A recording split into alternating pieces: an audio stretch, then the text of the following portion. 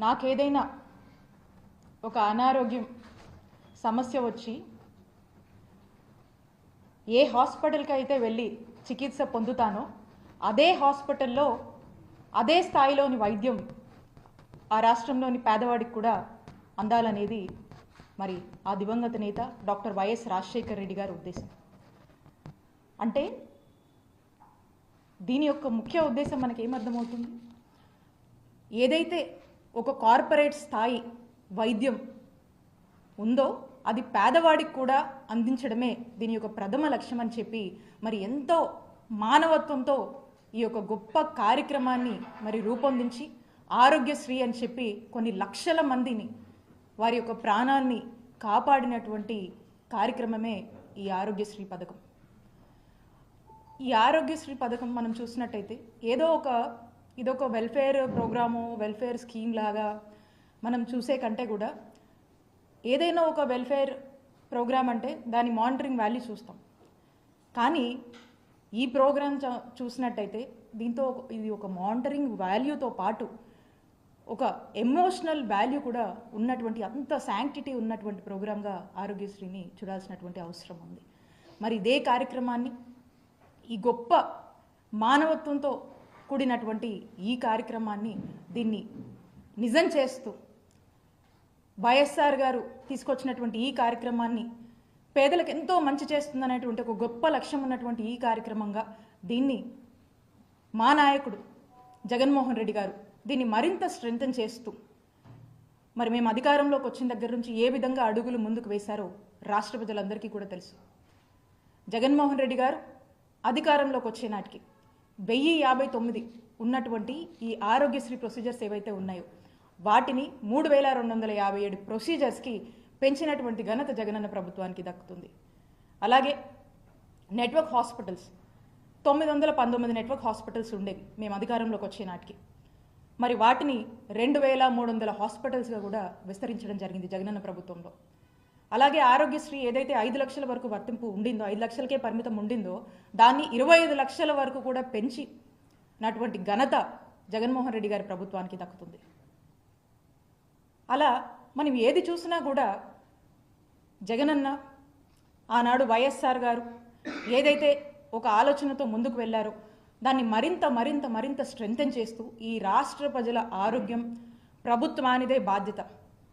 ఈ రాష్ట్రంలో ఏ పేదవాడికైనా ఏదైనా ఒక అనారోగ్య సమస్య వచ్చినప్పుడు ఆ బాధ్యత, ఆ పూర్తి రెస్పాన్సిబిలిటీ ప్రభుత్వంగా మాది అని భావించి ఆ సమస్య తనదైనప్పుడు ఎలాంటి బాధ ఉంటుందో, తనదైనప్పుడు ఎంతటి రెస్పాన్సిబిలిటీ ఉంటుందో ఆ మొత్తం రెస్పాన్సిబిలిటీ కూడా జగన్మోహన్ రెడ్డి గారు తీసుకొని మరి ఏ ప్రొసీజర్ల కోసం జనం ఎక్కువగా హాస్పిటల్స్కి వస్తున్నారు, ఏం అడుగుతున్నారు, ఏమి మనం ఎక్కడ ఫోకస్ చేయాల్సి వస్తుందని పదే రివ్యూస్లో స్టడీ చేసుకొని ఇంకేమైనా యాడ్ చేయాలా, ఇంకేమైనా ప్రొసీజర్స్ పెంచాల్సినటువంటి అవసరం ఉందా అని చెప్పి పదే రివ్యూస్లో అడిగి తెలుసుకొని దాని మీద కొంత రీసెర్చ్ చేసుకొని కొంత డేటా గెయిన్ చేసుకొని మరి 3257 ప్రొసీజర్స్ వరకు కూడా పెంచి తీసుకెళ్ళి రాష్ట్ర ప్రభుత్వంలో ఎవ్వరికి కూడా ఏ పేదవాడికి కూడా ఎక్కడ ఆరోగ్య సమస్య వచ్చినా కూడా అది ఆరోగ్యశ్రీలో వాళ్ళకు ఉచితంగా వైద్య సేవలు అందేవి. సో ఈ విధంగా ప్రతి దానికి కూడా ప్రయారిటీ ఇచ్చి ప్రతి ప్రొసీజర్ని కూడా 1-2 సార్లు స్టడీ చేసి ఎక్కడ కూడా పేదవాడు జోబులోంచి ₹1 ఖర్చు అవ్వద్దు అనేటువంటి ఒక ఆలోచనతో పేదవాడికి పూర్తిగా ఉచితంగా నాణ్యమైన వైద్యం అందించాలని మరి ఈ విధమైనటువంటి ఇన్ఫ్రాస్ట్రక్చర్ లే చేసి దానికి అన్ని విధాలుగా కూడా సమకూర్చి మరి పేదవాడు వారి కుటుంబం సంతోషంగా ఉండాలి, ఆరోగ్య ఆంధ్రప్రదేశ్ లక్ష్యంగా ఏ విధంగా జగనన్న ప్రభుత్వంలో మనం అడుగులు ముందుకు వేశామో మీ అందరికీ కూడా తెలుసు. మరి ఈ రోజున మనం చూస్తూ ఉన్నాము, ఈరోజు నెట్వర్క్ హాస్పిటల్స్, ఈ నెట్వర్క్ హాస్పిటల్స్కి కూటమి ప్రభుత్వం 3000 కోట్లు ఈ నెట్వర్క్ హాస్పిటల్స్కి పెండింగ్ బిల్స్ ఉన్నాయి.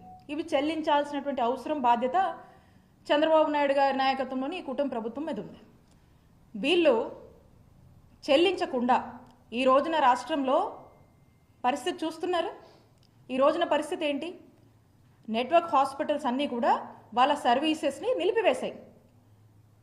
గత 5 ఏళ్ల జగనన్న ప్రభుత్వంలో మనం చూసాం ఏ ఒక్కరోజు కూడా ఇలాంటి దుస్థితి రాలేదు. It really sadness. చాలా బాధేస్తుంది.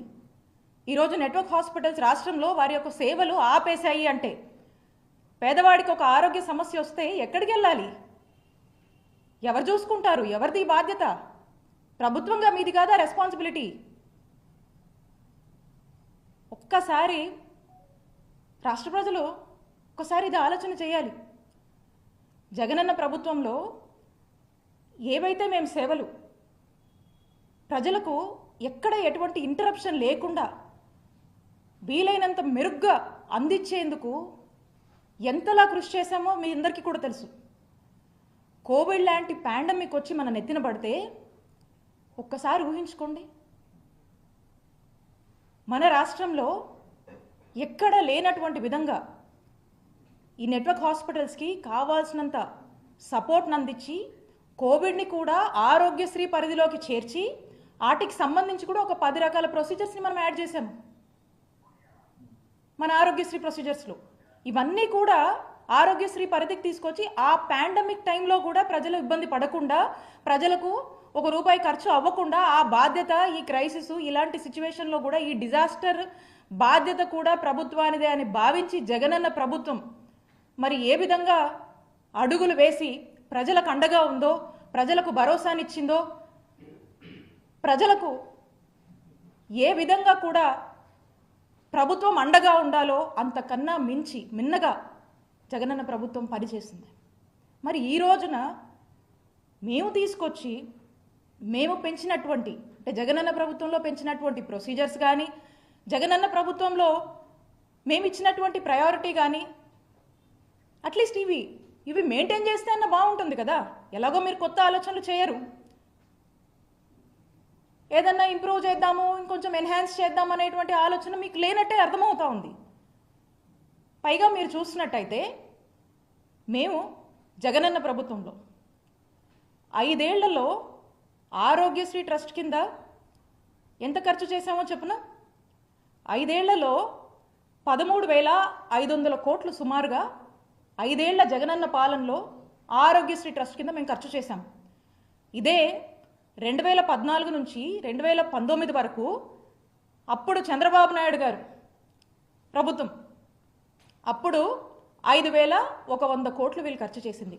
అంటే చంద్రబాబు నాయుడు గారి హయాంలో 5 ఏళ్లకి 5,100 కోట్లు వీళ్ళు ఖర్చు చేస్తే మేము 5 ఏళ్లలో జగనన్న ప్రభుత్వంలో సుమారు 13,500 కోట్లు మేము ఆరోగ్యశ్రీ ట్రస్ట్ కింద ఖర్చు చేశాము.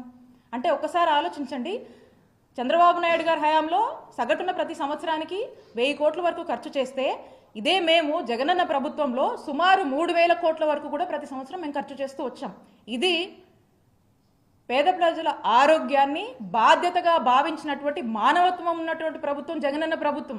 పేదల ఆరోగ్యం పట్ల కూటమి ప్రభుత్వం ఎంతో నిర్లక్ష్యంగా వ్యవహరిస్తుందని వైసీపీ నాయకురాలు మాజీ మంత్రి విడతల రజని విమర్శించారు. ఆరోగ్యశ్రీ పథకం పేదలకు సంజీవని లాంటిదని చెప్పారు. ఆరోగ్యశ్రీని రాజశేఖర్ రెడ్డి తీసుకొచ్చారని, ఆ పథకాన్ని జగన్ మరింత బలోపేతం చేశారని తెలిపారు.